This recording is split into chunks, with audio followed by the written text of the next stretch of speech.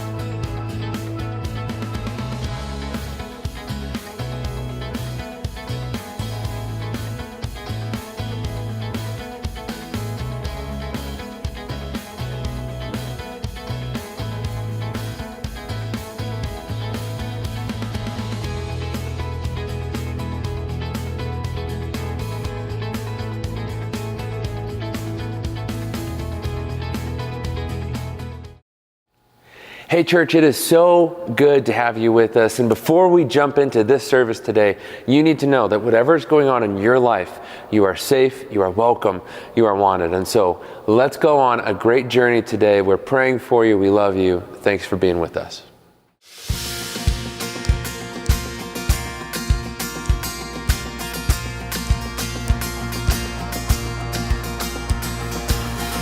I saw Satan fall like lightning. I saw darkness run for cover. Through the miracle that I just can't get over. My name is registered in heaven. I believe in signs and wonders. I have resurrection power. Still the miracle that I just can't get over. My name is registered in heaven. Oh, my praise belongs to you forever. This is my testimony from death to life. 'Cause grace rewrote my story. I'll testify by Jesus Christ the righteous. I'm justified. This is my testimony. This is my testimony.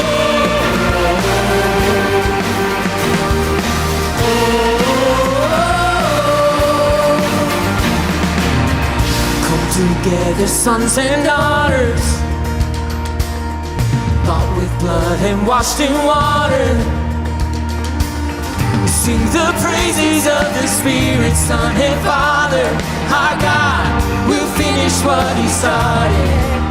Yes, our God will finish what He started. Oh, this is my testimony from death to life.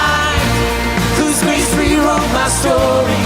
I'll testify by Jesus Christ the righteous. I'm justified. This is my testimony. This is my testimony. Whoa.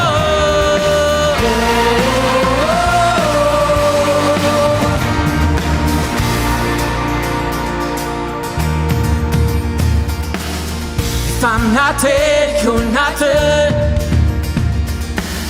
'Cause greater things are still to come. Oh, I believe. If I'm not dead, you're not done. 'Cause greater things are still to come. Oh, I believe. If I'm not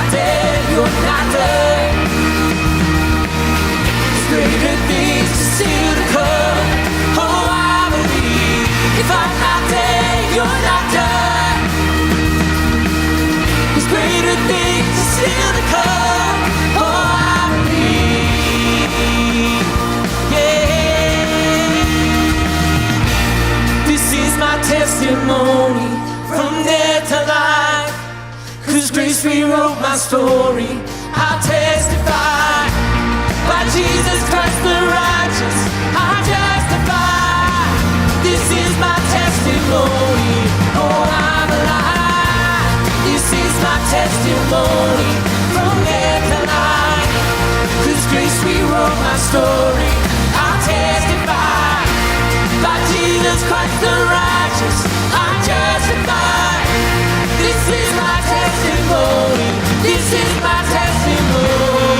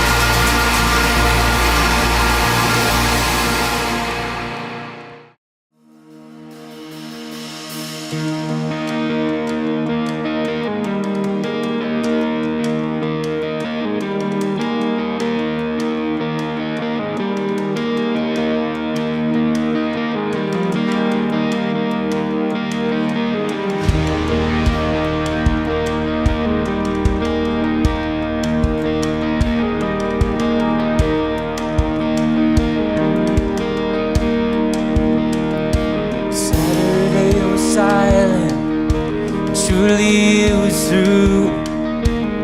Since when has impossible ever stopped you? 'Cause Friday's disappointment, Sunday's empty too. Since when has impossible ever stopped you? This is the sound of dry bones rattling. This is the praise, make a dead man walk again. Hope in the grave, I'm coming out. I'm gonna live again. This is the sound of dry bones rattling.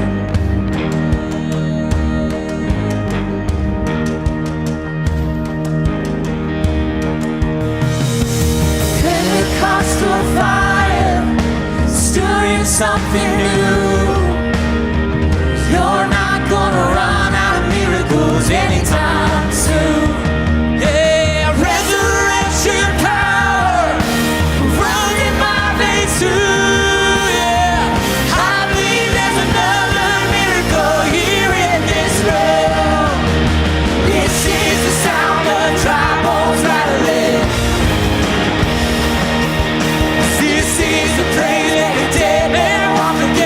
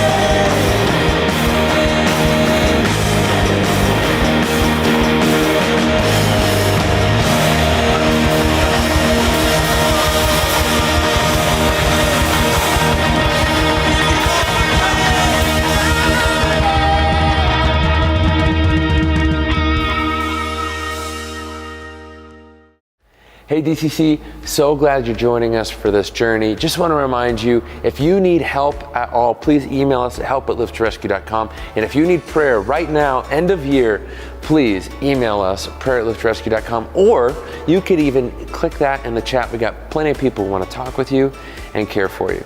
Let's continue to have an amazing journey today, and I want to pray for you before we jump back in. Jesus, this has been a year. It's been crazy, and finally it's wrapping up, and we all are so excited about that. But the one thing that as I look back on, I can see little moments of where you have been this whole time. And so Jesus, will you help us in our families, in our single life, in our married life, and whatever we're going through right now, our present circumstances, job, would you help us to look back on this year and see how you were there with us the entire time. Jesus, we need more of you, and we need less of ourselves. So come today, meet us where we are. We invite you into this journey in Jesus' name, amen.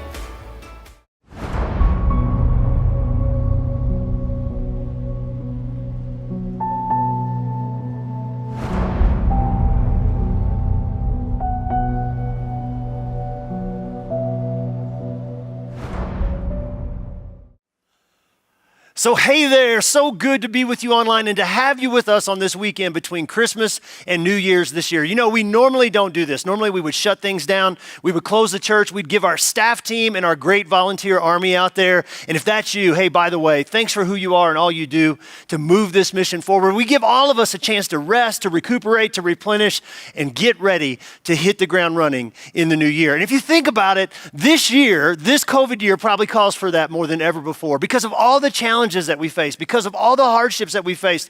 We are more exhausted than we've ever been before, but we believe that God is wanting us to spend these last few hours of this new year together. We believe that is exactly what each and every one of our hearts needs to do just that. So thanks for jumping in to do that with us. You know, I'm thinking of Admiral James Stockdale. If you don't know who he was the highest ranking officer in the Vietnam War to be a POW.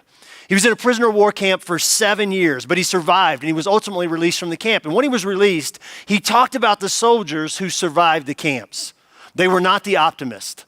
He said the optimists didn't survive. The optimists were the ones that said, oh, well, we're going to be out by Christmas, and then it didn't happen. Oh, we're going to be out by Easter, it didn't happen. We're going to be out by New Year's, it didn't happen. Time and time again, we're going to be out. No, we're going to be out. No. And over the course of time, they lost hope, they lost heart. They gave up and they died.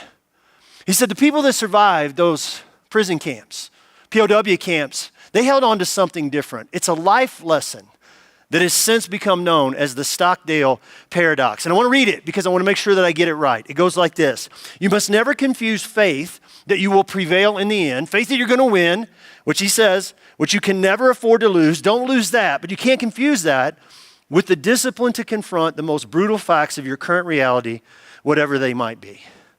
He's basically saying that, look, it's not an either or. It's not just an optimist. Things are going to be great. And it's not just, oh, my life sucks. It's brutal reality of my life today. It is a both and. And so with all the challenges that we face this year as a church, with all the challenges that we continue to face as a church, we're leaning into that. We're hanging on to that. And I'm thinking that maybe, just maybe, that approach might be helpful in each and every one of our personal lives as we come to the end of this COVID year too. I think we need to talk about that. For the last few months, God's had me hanging, just kind of sticking in a couple of verses, a couple of specific verses that I think he wants us to think about. I think he wants us to talk about as we come to the end of this year and try to get a fresh start as we jump into a new one. So let's do that. Let's talk about one of those verses. Matthew 16, verse 18. Pretty simple verse. It goes like this. Jesus says, on this rock, I will build my church, and the gates of hell will not overcome it. Pretty straightforward verse. Now, here's the thing. In church world, we like to argue. We like to debate. And so who is the rock? What is the rock? We can spend some time today talking about that, debating that, arguing about that. There's some disagreement in church world about that. Who's this rock that Jesus is talking about? Or what is this rock that Jesus is talking about here? So we could spend time today arguing or debating about what is not really clear, or we could spend our time on the part of the verse that is crystal clear. What is that? Jesus makes it absolutely clear. I am going to build my church. I'm going to build my church, and absolutely nothing, not even hell itself, is going to stop it. I think we've got to come back to that as we get to the end of this year. Here's what I'm seeing. In 2020, we look at this thing called church and what it's been able to be this past year. Church has taken all kinds of hits. And we contemplate this thing called church, what we want it to be, what we would like for it to be, what it's been able to be, and what we prefer to it to be. And while our focus is there, we tend to miss all that it is that Jesus has been doing in his church, all that it is that Jesus has been doing with his church in this challenging COVID year. And I don't want us to get to the end of this year and continue to miss that. We can't do that. God is on the move. He's on the move. Back in August, we did a series called One Blood. And we talked about God's heart for all people. God loves all people, loves them all the same, equal value, worth, and dignity of every single person. And here's the thing, that series was amazing. Did it for 8 weeks. I know that's a long time. Amazing series. To this very day, amazing things are happening because of that series. We can't even measure it. We can't get our arms around it. We can't get our minds around it. There's no way to measure what's happening, but God has done and continues to do amazing things through that series. Walls are coming down like I've never seen happen before. Partnerships are developing and forming. Churches helping other churches, partnering together to do great things in our city. That's happening. Relationships are forming. I have friends now, dear friends now, that I barely knew before we started that series. So God is on the move in our city. He's on the move in our city. The churches are uniting and igniting together like I've never seen before to do things for the kingdom, to help the people of our city. And we, DCC, you got to know this. We get to be a part of that. That's what we're a part of in this place. You know, sometimes I think as a leader, I don't think I know. I don't do a very good job of telling you all the great things that are happening. Just exactly what we are a part of in this place that we call DCC. We are a part, do you understand? We are a part of a story that is so much bigger than us. It is so much bigger than us. I'm thinking about 'Cause I Love You. The 'Cause I Love You movement in our city. COS I Love You, Colorado Springs I Love You, whatever you want to call it, that we helped start, that we helped found, and we're still a part of leading today. I think of that movement. You need to know what happened with just that partner alone in this year alone. And we could talk about City Serve. We could talk about all these churches coming out and doing service projects and thousands of people and doing service projects. We could talk about school partnerships. There's all kinds of great things we could talk about. But I want to tell you about this. So back when hospitalizations were high with COVID, the first time, not now because they're high again, but back when they were high the first time, a few churches in Colorado Springs got together and they said, look, we need to take care of our healthcare workers, our frontline healthcare professionals. We need to feed them when they're on these long shifts. They're going 12 hours, 17 hours without seeing their families. We need to feed them. And so they deployed some local food trucks to do just that. Here's what happened. Over the course of several weeks, 5,175 hot meals were provided through 10 local food trucks to frontline healthcare workers right here in the Springs. 4 local major hospitals were taken care of. Now, what do you think about that? 5,175 meals. Not only that, check this out. Not only did they feed the frontline workers, they pumped an additional $68,000 into the local small business community too, but to the people who own and run these food trucks. Now that's unbelievable. Wow. That is a part of what we get to be a part of in this series. Well, guess what happened when that happened? This is a cool story. So churches up in Denver, up north, they hear about what we're doing down here in the Springs and they're like, well, we want to do that. We want to be a part of that. So guess what? We're getting ready to roll it out again. With hospitalizations being where they are today, they're really, really high again. We're going to do it again, except this time we're going to do it a little bit differently. We're rolling out the plan. The plan looks like this: 200 meals a week for 7 weeks at 15 different major hospitals up and down the entire Front Range of Colorado. The entire state. Do the math on that. That's 3,000 meals a week for 7 weeks. That is unbelievable. 21,000 meals. Churches coming together to do that. That's just a small part. It's a small part of what we get to be a part of in this place that we call DCC. It gets even better. A few weeks back, 'Cause I Love You staff got a phone call. They got a phone call from someone in the city that says, hey, we got 340 families, not people, but families who are going to have to go without Christmas this year. A lot of these families in the southeast part of our city that we're really trying to step up and help. And so we got 340 families that aren't going to be able to experience Christmas this year. And the churches got together. The churches of Colorado Springs came together and said, no, not going to happen. Not on our watch. In less than 1 week, 14 churches in Colorado Springs adopted every one of those 340 families and made sure that they had Christmas this year. In DCC, we adopted 31 of those families ourselves, in addition to the families and the people that we had already committed to. So that took our number of 450 plus to 600 plus people that we are taking care of this year. I'm telling you, there is so much to this story. That is just a small part. That's a small part of what we get to be a part of in this place. Let's talk about Springs Rescue Mission for a minute. 5 years ago, we made a decision to partner with Springs Rescue Mission. I want to talk about that. I'm going to talk about where Springs Rescue Mission was 7 years ago. So 7 years ago, in 2013, Springs Rescue Mission had 37 beds. 37 beds in a makeshift kind of cold weather shelter.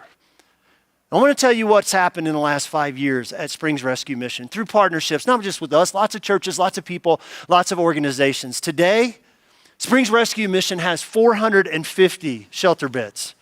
450 shelter beds. They provide counseling and healthcare services for homeless people, employment training, showers, and laundry services for our homeless friends in the city. All of this while serving, check this out, 750 hot meals every single day to feed people and providing groceries to 800 other low-income families every single month. Boom, mind-blowing. It is mind-blowing what's happening down at Springs Rescue Mission.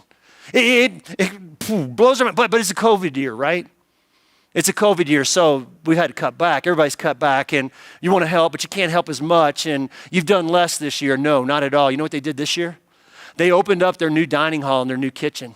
They went from 2,000 square feet to 10,000 square feet.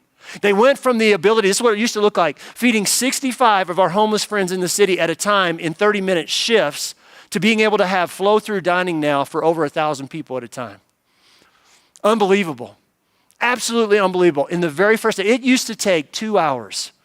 Can you imagine this? It used to take 2 hours to get everybody through the line and get them fed for any given meal. I mean, standing out in the weather, harshest conditions, you're just in a line waiting. It took 2 hours to get everyone through. The very first day they opened up their new facility, guess what happened? Over 220 people got through and had their food in 14 minutes.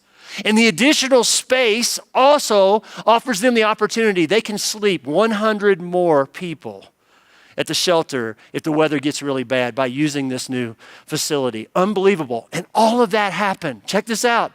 All of that happened during a freaking pandemic. God is on the move.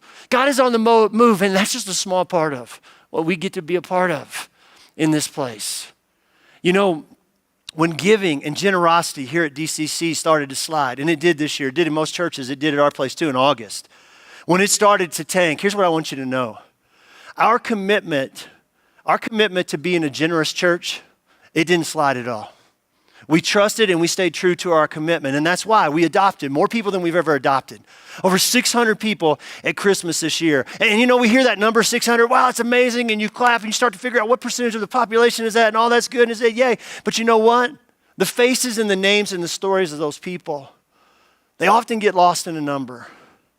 Now, I don't want that to happen this year. So let me tell you a little bit more about these beautiful people that you and I, that we helped provide Christmas for this year. You know, some of these people, they're homeless. Some of them are. Some of them are living in hotels as they can. Some of them are living in makeshift campers. One family is living in an unfinished basement, sleeping on the floor, and mom is pregnant.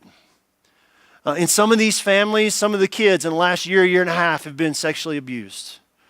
Lots of joblessness, lots of unemployment, as you can imagine. COVID, hospitalizations for COVID and other issues, deaths because of COVID and other issues. That's all there too. One of these families, their 15-year-old son, awesome kid, he drowned in an accident this past summer. And another family was rear-ended by a drunk driver and their car was totaled, their only transportation. Another family got robbed in the midst of the pandemic. One lady, she was a healthcare worker herself, working endless hours at a hospital to help other people who were struggling with COVID. She had a stroke. And now she's disabled. And get this, her daughter and her son-in-law are both addicts. And so now she has custody of her 5 grandkids. And she's trying to go it alone. and take care of them this Christmas. Lots of single parents trying to make it work. Lots of grandparents trying to raise their grandkids. Lots of evictions. Lots of these kids that we're helping have health issues and challenges and hospitalizations. One family, there's lots of families without furniture, sleeping on the floors wherever they can. One particular family lost 5 people in their family this year. 3 to COVID and 2 people were shot to death. And I could go on and on and on and on and on and tell you story after story after story, some really hard stories, some really sad stories in this bunch. So yeah, 600 plus people, but they all have names. They all have faces. They all have stories. Jesus loves every single one of them, all of them. All of them matter to God. And you, DCC, you show them the love of Jesus with no strings attached, absolutely no strings attached in this challenging COVID pandemic year when things are really, really hard and really, really tough for a lot of us too. So way to go.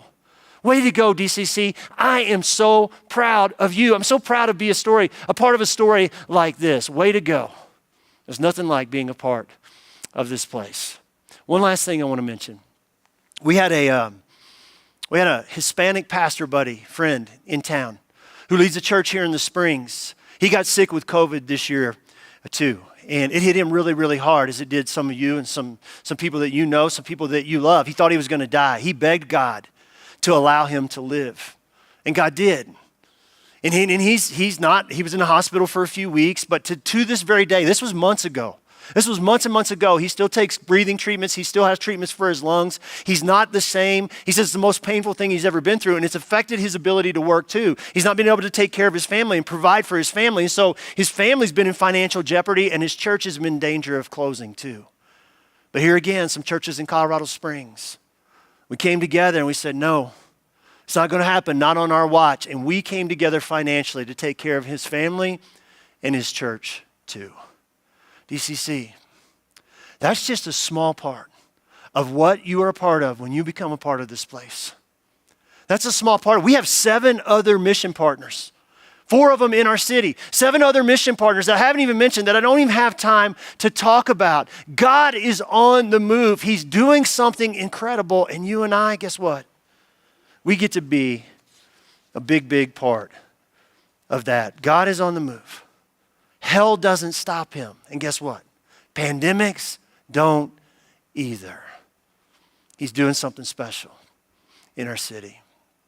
You know, this has been a year where a lot of church people focus on whether the church is continuing to meet or not.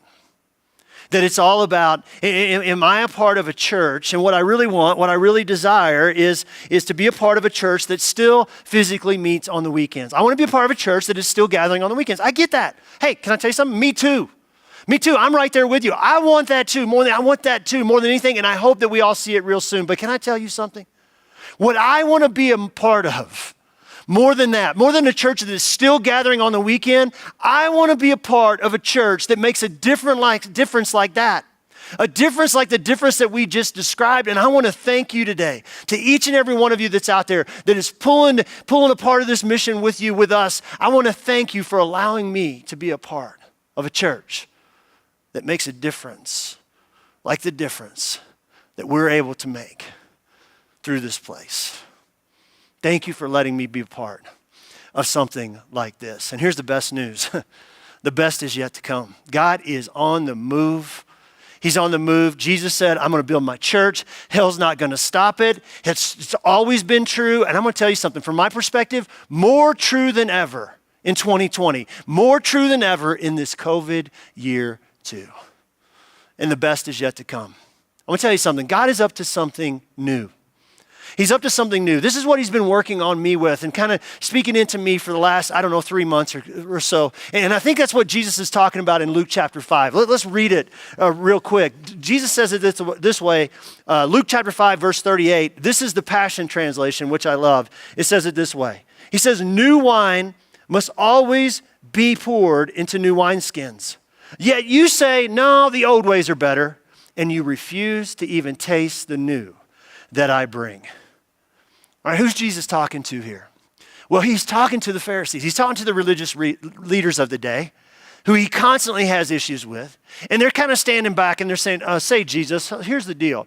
Why are you and your disciples, why are you not going through the religious motions? Why are you not following all the traditions and rituals? Why are you not jumping through all the religious hoops that good religious people do? You know what Jesus says? He's like, guys, you just don't get it. I'm up to something new. I'm up to something new, something totally and completely different, something totally and completely new. See, this is what life in my kingdom looks like. Life in my kingdom on this earth looks different. And you just don't get that. What are you trying to do here? You're trying to hang on to the old. I'm making new wine, and new wine cannot be poured into what? Into old wineskins. You guys keep trying to hang on to the old. You believe that the old ways are better. I like this way of doing it better. I like this one, and this is my preference. This is how I want to do church. This is it. You're trying to hang on to the old. You think that's better, and because of that, you're not even able to taste this new that I'm trying to bring you. You know what I think when I read that? I don't think there's a better description of what Jesus is up to with his church these days than what he says to us right there in Luke chapter 5. I don't think there's a better description than that. So, after a lot of prayer, we've been praying a lot as leadership in this church. God, where are you taking us? What are you up to? We know you're doing something new. We know you're stirring up some new things, but where are we going? Where are you leading us? So after lots of prayer and fasting in this church, we've decided that here's what this new wineskins thing looks like for us. Here's where God's leading us. Now, the good news is it's been happening for the last 3 or 4 years. God has already, he started this with us 3 or 4 years ago, so we're kind of just following the same path. But I stumbled across a quote in a book that my mentor and friend John Peterson handed me, I don't know, a month or so ago, that really resonated with me and I think really captures the essence of what God is up to with us as a church. With the capital C church too, but with us as a church here at DCC. Let me read it to you. It says this: one of the great tragedies of the American church model, and it's happened at our church too. So there's a pastor in Texas that actually writes this book. So he's talking about his church. One of the great tragedies of the American church model is an attitude that results in suppressing the gifts, ambitions, and callings of ordinary believers. That we suppress the gifts, the talents, and the abilities, and the callings in your life, who you were created to be. He says this attitude seems to suggest that ordinary people are supposed to just sit in church and watch, while the real professionals do the work of the ministry. American pastors have to set the Christians in their churches free. Man, that resonates with me. I got to set you free. It is my job as your pastor, as a pastor of DCC, to set you free, to set the people that come in here free. Now, not the freedom, Jesus can only do that, but I'm talking about to set you free and who you've been created to be. He says we've got to recover the culture of empowerment. I love that word. We've got to rediscover the culture of empowerment of ordinary believers that was evident in the first century church. We got to get back to that. And I want you to know we're committed. We are committed to getting back to that. Andy Stanley's pastor of North Point Church in Atlanta. He said something years ago. I heard him say it. I've heard him say it since. As soon as I heard it, it burned and it resonated in my heart, in my mind. I can't let it go. He asked a simple question, and it goes like this: is what's written on the walls happening down the halls? Is what's written on the walls happening down the halls? You're like, what are you talking about? Okay, so corporations, businesses, churches, we have this way where we put our vision statements, our mission statements, and our core values. We put them on the wall. We want people to see them, right? And hopefully they're going to embrace those things. And so that's what we do. And we've done that here at DCC too. About 15 months ago, fall of last year, we put our core values, the hills we die on, right front and center in the lobby out there. Put our mission statement, our vision statement up too. It's right there. And one of those hills that we say that we're going to die on, that is non-negotiable, that we're not going to let go of, that we're committed to in this place, is equipping people. We say it right out there. We're going to raise up kingdom heroes. We're going to unapologetically raise up kingdom heroes in this place. And so here's what I believe God's saying to us in this season. As we come to the end of this year and into the next one, He's saying to us, DCC, it's time. It's time to take what's written on the walls and to have that happening more and more and more in these halls. I want you to be a kingdom hero making movement. I want you to be a disciple making movement. Not a church, a movement. I want you to be a medic making movement. I like that. You like that. Field medic. That's what we call them. People who can, whatever field you're in, You help stop the bleeding and get people to the help they need, Jesus, right? I want you to be a field-making movement. Would you stop focusing on growth? I believe that's what God's saying to us. Stop focusing on growth. What? Yeah. He's like, I got the growth thing. Healthy things grow. You be healthy, it'll grow. Stop focusing on growth, right? Stop measuring success by the number of people that are sitting in the seats. If you think about it, God's taken that one totally out of play for all of his churches, for the Capital C Church this year. Stop focusing and measuring on success by the number of people sitting in the seats. I want you to stop focusing on addition and start focusing on multiplication. Be a force multiplier. That's what I want you to do, DCC. You know what I want you to do? I want you to invest in my people. I want you to equip my people. I want you to empower my people. I want you to encourage my people. I want you to train my people, not just teach them a bunch of knowledge stuff.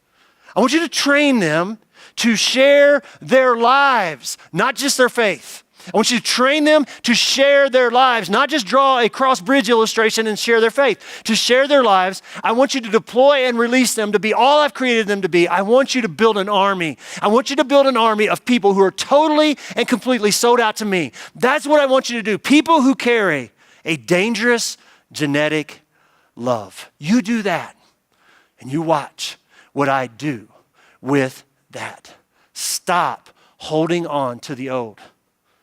Would you stop pulling back and holding on to the old and trying to hold on to the old? I'm doing something different. I'm doing something better. I'm doing something greater. I'm doing something new. I'm doing something new. So what you're going to see is that as we head into the new year, we're going to move more and more and more into that. You'll see some changes around that. But there's some things here in this next year, I just want to be honest with you, they're not going to change. There's going to be some things about DCC that aren't going to change. We are going to still unconditionally love all people no matter what. The story of every single person that ever walks into this place is going to be safe here regardless of how it reads. And we are going to continue to show the love of Jesus with no strings attached to people outside the walls of this building, no matter where they might be. And actually, I said nothing about that's going to change. Something about that part's going to change. We're going to do even more of that in 2021. Are you ready? It used to be 12%. 12%, right now today, 12% of every dollar that comes into this place goes outside the walls to help people before a single person or bill gets paid. Starting on January 1st of 2021. It's going to move, not to 13%, not to 14%, but 15% of every dollar that comes into this place is going to go out the doors before a single person or a single bill gets paid. You're kidding me. In COVID's world, things are tight, I know. But Jesus is trying to build his Capital C Church. He says he's going to do it. Hell's not going to stop it. And here's the thing. We want to be a part of that. We want to be a big part of bringing the kingdom outside the walls of this place. So that's a little bit like what it looks like for us, what this new wine into new wineskins looks like for us as a community, as a tribe heading into the next year. But there's this question still remains, isn't there? Yeah. What's the question? What's it going to look like for you? I mean, what's it going to look like personally for you? What does new wine into new wineskins look like for you? What's it going to look like for you in the coming year? New wine, new wineskins, new years. What is that? What's it going to look like for you? Here's the challenge. I don't know about you, but here's how I work. I find myself in this spot. I want my life to change. I really want some things in my life to change. I want my life to change, but I don't really want to change anything in my life to get there. I want my life to change. This new wine thing, it sounds great, but I don't really want to change it. What is that? It's old wineskins. It is precisely the thing that Jesus is saying is getting in the way of us seeing and experiencing and tasting the new that he has for each and every single one of us. I want to wrap this journey up together today where we started it. Back to the Stockdale paradox. So we have to have faith that we're going to prevail in the end, but we must also what? Confront the brutal facts of our current reality, our current circumstances. So here's the thing. I want to challenge you. I just want to challenge you today to apply that to your own personal life in these last 4 days of the year. Apply it to your own personal life. I want to challenge you to do that. I want to challenge you to know that you can to have faith and trust that God has you because he does. but also be willing to confront the brutal reality of your life, the brutal facts. Look at the things in your life and be willing to change the things in your life that really need to change. I'm committed to doing that myself. We are committed to doing that as a church. And so we've been doing that. And I just want to tell you, because you love this place, I want to tell you the brutal facts of our current reality here as a church. We're in a really, really tough place. We're in a really, really hard place. We're facing decisions we've never had to make, things we've never had to face, decisions we've never had to make. 2020 has taken a huge toll on us financially. It's been brutal on us in a lot of ways. And we don't talk a lot about this stuff. You know that, right? I don't talk about this. I mean, that's on me, and I've missed the mark with that, honestly. Jesus says that our money is the thing that's getting in the way of us and the life that we want, and he has for us more than anything else, and I've shied away from that. You know our deal here. We hang boxes on the wall. We don't pass a plate. We don't put pressure on people. Every single week, whether it's online or in person, it's all about what we want for you, not what we want from you, and that's still true. But God has something for you that you're missing out on. If I don't say this, we don't do things like Giving Tuesday. We don't. I got an email, 2 emails this past week from 2 ministries that I love and that I support. Both of them telling me that generous donors have stepped up and agreed to match year-end giving in both of those places up to $50,000. We don't have that. We've never had that. Which means it comes down to what? To us. And so I'm asking you to help us this year. God has so much for us when we're willing to step out in faith, to step out and trust him with this. He says, I'll throw the barns open. You won't believe what I unleash in your life when you are willing to be generous with your money. So I'm asking you to step up and in with us. I'm asking you to not only pray these last 4 days of the year, to pray for us. Please do that. We need your prayers, but I'm asking you to sacrifice. I'm asking you to step up and in with us, so that we will be ready, so that we can recover and be ready to rescue more people than ever in the coming year. Would you help us? Hey, just pray. Ask God what he would have you do, and just do whatever he leads you to do with that. One last thing. Would you commit right now to not missing a single week of the series that we're starting 2021 with as we head into the new year? Will you commit? It's simply called Rediscover. There it is, Rediscover. What is it heading into this new year that you and I need to rediscover? We need to rethink, we need to reconsider, we need to reevaluate. But you know what the answer is? It's right there. Everything. There is no better way for you and me to make the turn from this year into the new year than that. We need to turn over. There is no stone in our lives, in a single one of our lives, that needs to go unturned. If we really want our lives to be different, you and I, we have to be open to doing some things differently. And so we're going to start the year and spend some time talking about that. So we hope you'll be a part of that. But between now and then, here it is. Happy New Year. Happy New Year from all of us at DCC to all of you, wherever it is that you might be. Happy New Year to you. And we're excited and look forward to an incredible journey in the new year with you. One last thing. I know I said one last thing before. This time it's true. One last thing. This song we're getting ready to do, don't X out right now. I'm getting ready to pray, but don't X out. Stay with me through the prayer and stay with this through the last song. I want you to listen to the words of the song. I want you to soak in the words of this song. I want you to stir in the words of this song. More than that, I want to give you the best advice I can give you. New Year's resolution time. Make a resolution. This song that we're getting ready to hear, this song's going to be my song. Not only through the last 4 days of this year, but into and through the new year too. Make this song your song. Let me pray for us. Jesus, in this world that we've navigated now for roughly 360 days, all the stuff that happens, it seems to go from bad to worse that we can't really comprehend, we can't really understand. The truth is, Jesus, it's easy for us to go, where are you in this? It's hard, unbelievably challenging for all of us in one way or another. And God, help us to see it, that you're on the move, that you're not gone, that you're not absent, that it's not that you don't care, that you're up to something new. That in this crushing period where some of us are getting crushed, we're getting pressed, we're getting torn apart, Jesus, that you're right there, just as you promised you would be. And you're making new wine. You're making new wine. Jesus, our prayer heading into this next year. So we just want to have open hands and we want to say, lead us where you're leading us. We want to be a part of what you're doing. Jesus, make new wine in this coming year out of each and every single one of us. In Jesus' name, amen.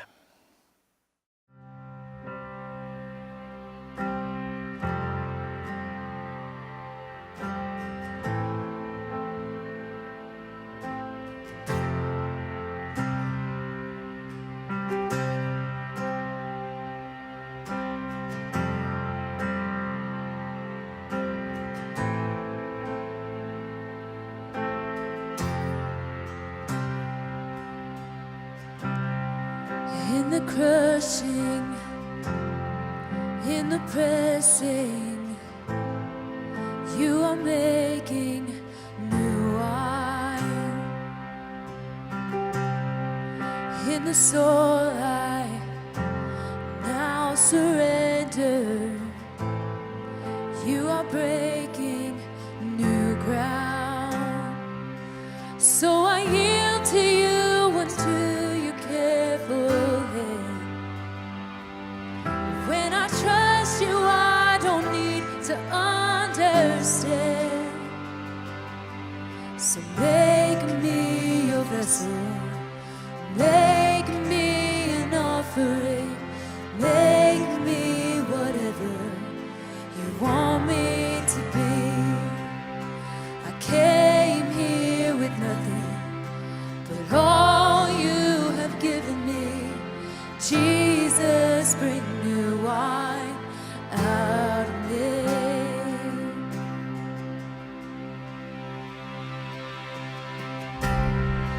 In the crushing,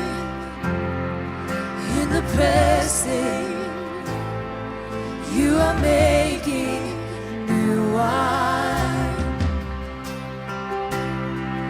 In the soul I now surrender, you are breaking new ground. You are breaking new ground. So make me your vessel, make me an offering, make me whatever you want me to be. I came here with nothing but all you have given me. Jesus, bring new wine out of me. Jesus, bring new wine out of me. Jesus, bring new wine out of me. 'Cause where there is new wine, there is new power, there is new freedom. The kingdom is here. I lay down my old flame to carry your new fire today. Oh, 'cause where there is new wine, there is new power, there is new freedom. The kingdom is here. I lay down my old flame to carry your new fire today.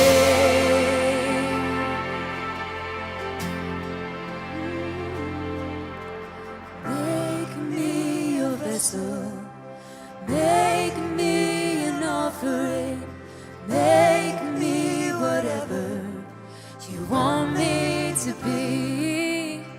I came here with nothing but all you have given me. Jesus, bring new wine out of me. Jesus, bring new wine Jesus, bring new wine out of me. Hey, thank you so much for joining us for this journey. We want to say an early Happy New Year to you. And hey, if it was your first time today, please join us on the website, fill out a Connect card. We want to connect with you and help you get connected. Speaking of being connected, we have our Instagram, we have Facebook, we have so many ways that you can follow along and see all the latest things that are going on. And so join us on one of those social media pages. Also, sign up and subscribe to our email. You can do that through liveToRescue.com. Towards the bottom of the page, you can click on that. That will help you with everything that you need to know. So go ahead and do that.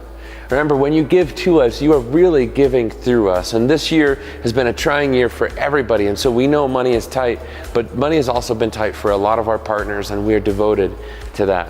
Stories of rescue like from this partner. Check it out. Mercy's Gate is a precious ministry that's been serving the community since 1982.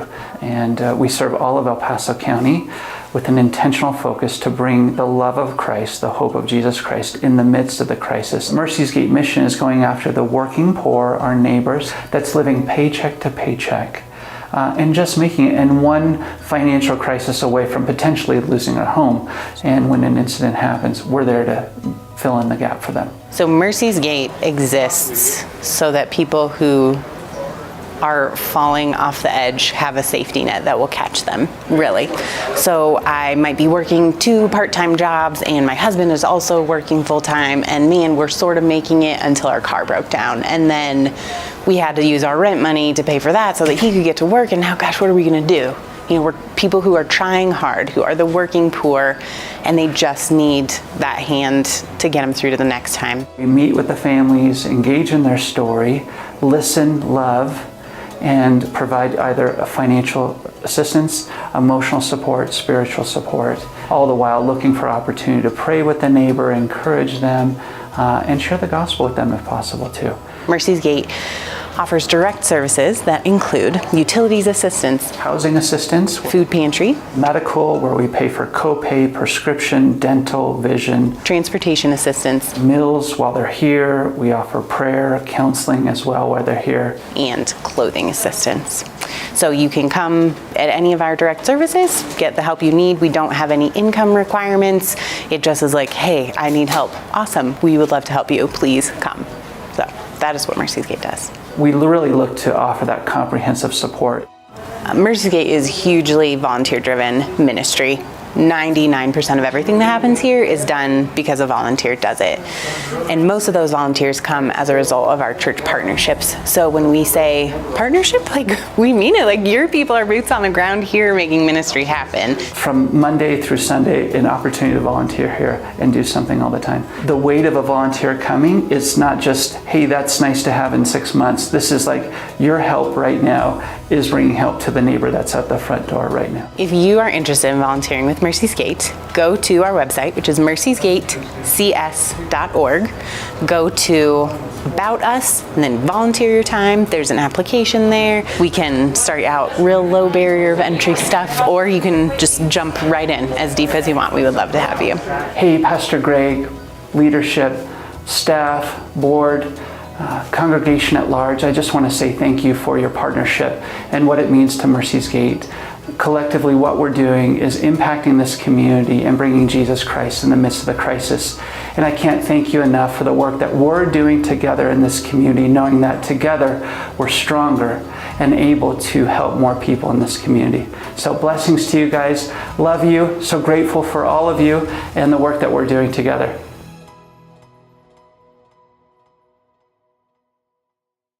Thank you so much for being here with us this week, but we can't forget that part of what makes Discovery a family is not only talking and spending time with God, but with one another too. To invite your friends, your neighbors, your family to Facebook watch parties, invite them to your home, worship together, discuss what you're feeling, and pray for one another. Discovery, we don't want to just see you and have a conversation with you on the weekend, but throughout the week as well.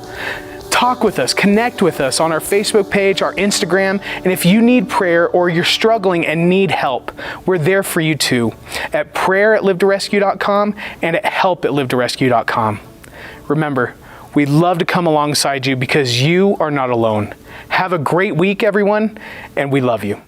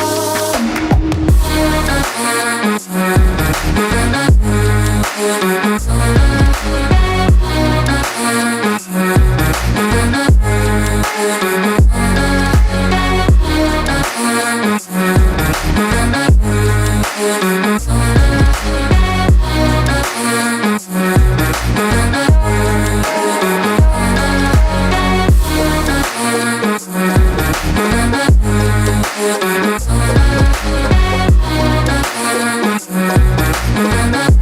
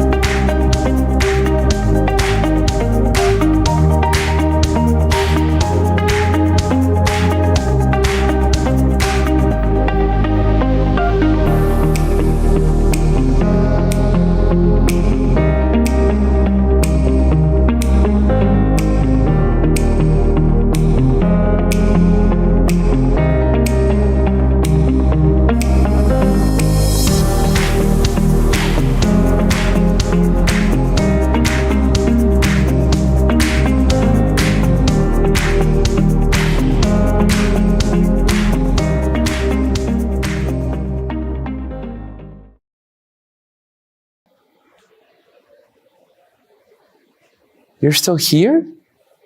It's over. Go live your life. Go.